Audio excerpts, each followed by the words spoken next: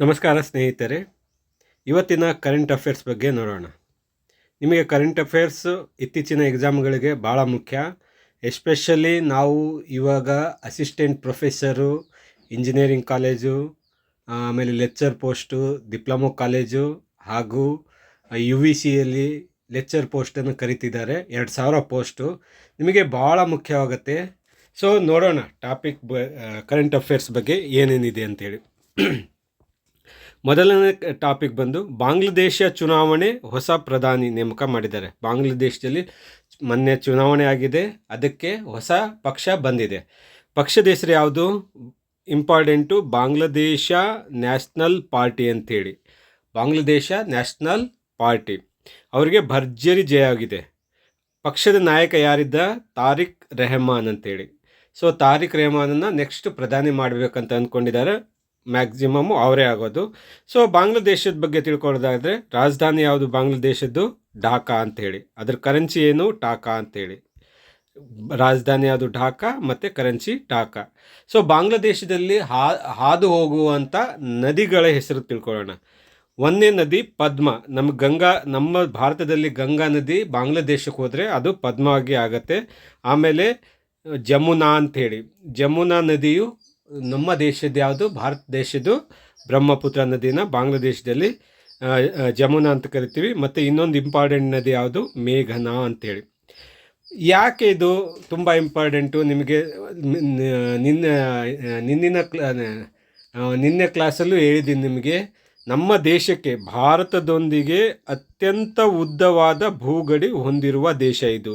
ನಿಮಗೆ exam point of view ಅಲ್ಲಿ ನಮ್ಮ ದೇಶಕ್ಕೆ, ಭಾರತ ದೇಶಕ್ಕೆ ಅತ್ಯಂತ ಉದ್ದವಾದ ಗಡಿ ಹೊಂದಿರುವ ದೇಶ ಯಾವುದಂದರೆ ನೀವು ಯಾವುದು ಹೇಳಬೇಕು? ಬಾಂಗ್ಲಾದೇಶ. ಸೊ ನೆಕ್ಸ್ಟ್ ಟಾಪಿಕ್ ಬಂದು ದೆಹಲಿ ಢಾಕಾ ಸಂಪರ್ಕ. ಒಂದು ಸಂಪರ್ಕ ಇದೆ, ಸಂಪರ್ಕವಾಗ್ತಿದ್ದಾವೆ. ಯಾವ್ಯಾವುದು ಅದರದ್ದು ಅಗ್ರಿಮೆಂಟ್ ಯಾವುದು? BBIN motor vehicle agreement. So ವಾಹನಗಳಿಗೆ ಸಂಪರ್ಕ ಕೊಡೋಕ್ಕೆ ನಮಗೆ ದೆಹಲಿ ಮತ್ತು ಢಾಕಾಗೆ ಸಂಪರ್ಕ ಆಗಿದೆ. ಸೊ ಯಾವ್ಯಾವ ದೇಶದವು ಇದ್ದಾವೆ? ಬಾಂಗ್ಲಾದೇಶ, ಭೂತಾನು, ಭಾರತ ಮತ್ತು ನೇಪಾಳ. ನಿಮಗೆ ಇಂಪಾರ್ಟೆಂಟು BBINಗೆ ಒಳಪಡುವಂಥ ದೇಶಗಳು ಯಾವುವು ಅಂತ ಕೇಳಿದ್ದಾರೆ. ಬಾಂಗ್ಲಾದೇಶ, ಭೂತಾನು, ಭಾರತ ಮತ್ತು ನೇಪಾಳ. ಸೊ ಇದೇನಿದು?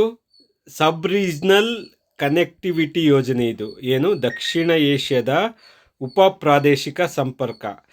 ಸೊ ಯಾವಾಗ ಸೈನ್ ಮಾಡಿದರು ಈ ಯೋಜನೆ, ಈ ಅಗ್ರಿಮೆಂಟನ್ನು? 15 ಜೂನು 2015 ಈ ಅಗ್ರಿಮೆಂಟಿಗೆ ಸಹಿ ಮಾಡಲಾಗಿದೆ.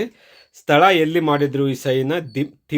ಥಿಂಪು ಅಂಥೇಳಿ, ಭೂತಾನ್ದ ಥಿಂಪುವಲ್ಲಿ ಈ ಅಗ್ರಿಮೆಂಟನ್ನು ಸೈನ್ ಮಾಡಿದ್ದಾರೆ. ನೆಕ್ಸ್ಟ್ ಟಾಪಿಕ್ ನೋಡೋದಾದರೆ ಆಹಾರ ಕಲ್ಮಶ. ಜಮ್ಮು ಕಾಶ್ಮೀರದಲ್ಲಿ ಏನಾಯಿತು?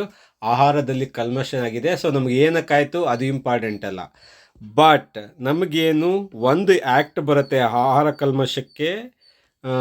ಕಲ್ಮಶದ ಬಗ್ಗೆ. ಯಾವುದು? Food safety and standard act ಅಂಥೇಳಿ. ಸೊ ಇದ್ರ ಬಗ್ಗೆ ತಿಳ್ಕೊಳ್ಳೋದಾದರೆ, ಭಾರತದಲ್ಲಿ ಆಹಾರ ಗುಣಮಟ್ಟ, ಸುರಕ್ಷಿತ, ಸ್ವಚ್ಛತೆಯನ್ನು ಖಚಿತಪಡಿಸಲು ಜಾರಿಗೆ ಬಂದ ಪ್ರಮುಖ ಕಾನೂನಿದು. ಸೊ ಇದಕ್ಕೆ ಯಾರು ನಿಯಂತ್ರಣ ಮಾಡ್ತಾರೆ? ಸಂಸ್ಥೆ ಯಾವುದು? FSSAI ಅಂದರೆ food safety standard authority of India. So ಈ FSSAI food safety standard authority of ಇಂಡಿಯಾವನ್ನು ಯಾವ ಸ್ಥಾಪನೆ ಮಾಡಿದರು? 2008. ಯಾವ ಸಚಿವಾಲಯದ ಒಳಗಡೆ ಬರುತ್ತೆ ಇದು? ಆರೋಗ್ಯ ಕುಟುಂಬ ಕಲ್ಯಾಣ ಸಚಿವಾಲಯ ಒಳಗಡೆ ಬರುತ್ತೆ. ಯಾವುದು? ಆರೋಗ್ಯ ಮತ್ತು ಕುಟುಂಬ ಕಲ್ಯಾಣ ಸಚಿವಾಲಯದಲ್ಲಿ ಬರುತ್ತಿದ್ದು. ಮುಖ್ಯ ಕಚೇರಿಯಲ್ಲಿರೋದು FSSAIದು ನವದೆಹಲಿಯಲ್ಲಿ ಇರೋದು. ನೆಕ್ಸ್ಟ್ ಜಾರ್ಖಂಡ್.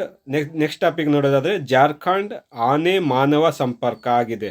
ಅಂದರೆ ಕಾನ್ಫ್ಲಿಕ್ಟ್ ಆಗ್ತಿದ್ದಾವೆ ಮತ್ತು ಯಾವುದು? ಪ್ರಾಣಿಗಳು ಮತ್ತು ಜಾರ್ಖಂಡ್ನಲ್ಲಿ. ಸೊ ಅದರದ್ದು ಸುದ್ದಿ ಬಂದಿದೆ. ನಮಗೆ ಮೇನ್ ಇಂಪಾರ್ಟೆಂಟು ಏನಕ್ಕೆ ಅಂಥೇಳಿ. ಎಷ್ಟು ಜನ? 10 ದಿನದಲ್ಲಿ ನಮಗೆ 15 ಜನ ಸಾವಿಗೆ ಒಳಗಾಗಿದ್ದಾರೆ. ಯಾವುದರಿಂದ? ಆನೆ ದಾಳಿಯಿಂದ. ಸಂರಕ್ಷಣೆ ಯೋಜನೆ ನೋಡೋಣ ಏನೇನಿದ್ದಾವೆ. ಸೊ ಪ್ರಾಜೆಕ್ಟ್ ಎಲಿಫೆಂಟ್ ಅಂತ ನಾವು ನೋಡಿದ್ದೀವಿ 1900. ತುಂಬ ಇಂಪಾರ್ಟೆಂಟ್ ಇದು. Project tiger, project elephant. So project ಎಲಿಫೆಂಟನ್ನು ಯಾವಾಗ ತಂದಿದ್ರು? 1992ರಲ್ಲಿ. ಏನಕ್ಕೆ ಪ್ರಾಜೆಕ್ಟ್ ಎಲಿಫೆಂಟ್ ತಂದರು? ಆನೆಗಳ ಸಂರಕ್ಷಣೆಗೋಸ್ಕರ ತಂದರು. ನೆಕ್ಸ್ಟ್ ಇದಕ್ಕೆ wild life protection act 1972. Wild life protection act ಯಾವಾಗ ಬಂದಿತ್ತು? 1972ರಲ್ಲಿ. ಇದು ಬಂದು ವನ್ಯಜೀವಿಗಳನ್ನು ಪ್ರೊಟೆಕ್ಷನ್ ಮಾಡೋಕ್ಕೆ ತಂದಿರೋ ಆ್ಯಕ್ಟು. ನಮ್ಮ ಆನೆ ಯಾವ ಸ್ಟೇಟಸಲ್ಲಿ ಬರುತ್ತೆ ಅಂತ ನೋಡಬೇಕು. ಸೊ ವೈಲ್ಡ್ ಲೈಫ್ ಪ್ರೊಟೆಕ್ಷನ್ ಆ್ಯಕ್ಟಲ್ಲಿ ಭಾರತೀಯ ಆನೆಯಲ್ಲಿ ಬರುತ್ತೆ, ಶೆಡ್ಯೂಲ್ 1ನಲ್ಲಿ ಬರುತ್ತೆ. ಶೆಡ್ಯೂಲ್ 1 ಅಂದರೆ ಹೈಯೆಸ್ಟ್ ಪ್ರೊಟೆಕ್ಷನ್ ಅಂತೇಳಿ. ಹೈಯೆಸ್ಟ್ ಪ್ರೊಟೆಕ್ಷನ್ನು IUCN ಸ್ಟೇಟಸ್ ಇದೆ. ಏನಿದೆ? ಇದು ಎಂಡೇಂಜರ್ಡ್ ಇದೆ. ಎಂಡೇಂಜರ್ ಅಂದರೆ ನಿಮಗೆ ಈ ಆನೆ ನಾವು ಹಾಗೆ ಪ್ರೊಟೆಕ್ಷನ್ ಮಾಡಲಿಲ್ಲ ಅಂದರೆ ನಶಿಸಿ ಹೋಗಿಬಿಡ್ತವೆ. ನೆಕ್ಸ್ಟ್ ಟಾಪಿಕ್ ಬಂದು ಹ್ಯೂಮನ್ ಕ್ಯಾಪಬಿಲಿಟಿ ಇನಿಷಿಯೇಟಿವ್ ಕಾನ್ಫರೆನ್ಸ್ ಅಂತೇಳಿ. Human capability initiative conference. ಇದೇನಿದು? ಸೌದಿ ಅರೇಬಿಯಾ ರಿಯಾದ್ನಲ್ಲಿ ನಡೆಯುವ ಜಾಗತಿಕ ಸಮ್ಮೇಳನ ಇದು. ಯಾವುದು? ಸೌದಿ ಅರೇಬಿಯಾ ರಿಯಾದ್ನಲ್ಲಿ ನಡೆಯುವ ಜಾಗತಿಕ ಸಮ್ಮೇಳನ. ಏನು ಮಾಡ್ತೀವಿ ಇದರಲ್ಲಿ? ಮಾನವ ಮೂಲ ಬಗ್ಗೆ ತಿಳಿಸ್ತೀವಿ, ಶಿಕ್ಷಣ ಬಗ್ಗೆ ತಿಳಿಸ್ತೀವಿ, ಕೌಶಲ್ಯ ಅಭಿವೃದ್ಧಿ ಬಗ್ಗೆ ತಿಳಿಸ್ತೀವಿ, ಉದ್ಯೋಗಗಳ ಕುರಿತು ದೇಶಗಳು ಚರ್ಚಿಸುತ್ತವೆ. ನೆಕ್ಸ್ಟ್ ಟಾಪಿಕ್ ನೋಡೋಣ.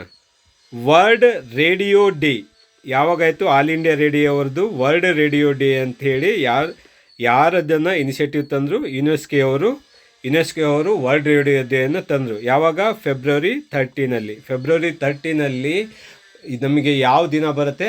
World radio day. Next topic India Thailand air exercise.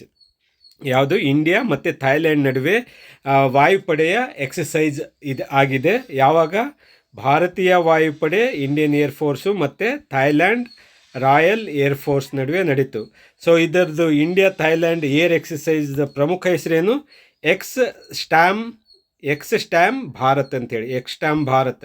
So ನಿಮಗೆ ಹೊಂದಿಸಿ ಬರೆಯಿರಿ, ಇಲ್ಲ ಎಕ್ಸ್ಟ್ಯಾಮ್ ಭಾರತ ಯಾವುದ್ಯಾವುದಕ್ಕೆ ಸಂಬಂಧಪಡುತ್ತೆ ಅಂತ ಕೊಟ್ಟರೆ ಭಾರತ ಮತ್ತು ಥಾಯ್ಲ್ಯಾಂಡು ಯಾವುದಕ್ಕೆ? ವಾಯುಪಡೆಗೆ ಸಂಬಂಧಪಡುತ್ತಿದ್ದು. ನೆಕ್ಸ್ಟ್ ಇಂಪಾರ್ಟೆಂಟ್ ಟಾಪಿಕ್ ನೋಡೋದಾದರೆ industrial relations code amendment bill ಅಂತೇಳಿ. ಸೊ ನಾವೇನು ಮಾಡಿದ್ದೀವಿ ಇಲ್ಲಿ? ಕಾರ್ಮಿಕ ಕಾನೂನು ಸಬಲೀಕರಣಕ್ಕೆ ಸಂಸತ್ತು ತಿದ್ದುಪಡಿ ಅಂಗೀಕರಿಸಿದೆ.